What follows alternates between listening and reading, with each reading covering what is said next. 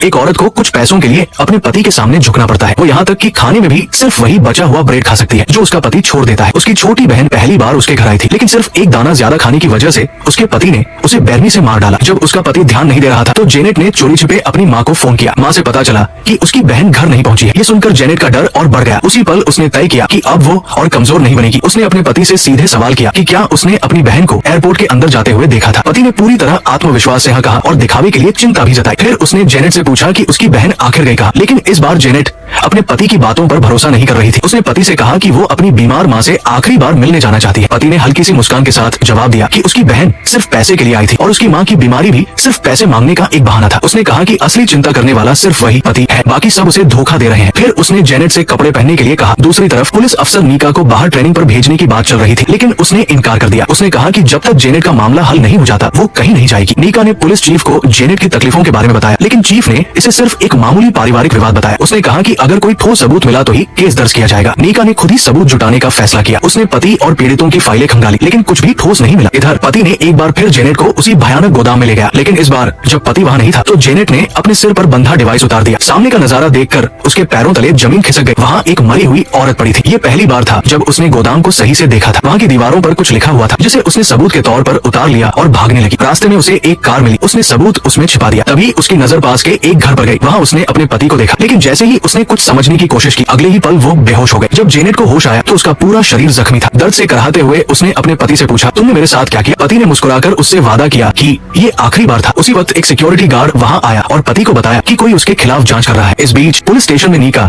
अपने सबूतों को इकट्ठा कर रही थी, लेकिन तभी अचानक दरवाजे पर एक साया पड़ा। वो आदमी यानी जेनेट का पति अब उसके सामने खड़ा था। नीका ने घबराकर सबूतों की फाइल को ढक दिया।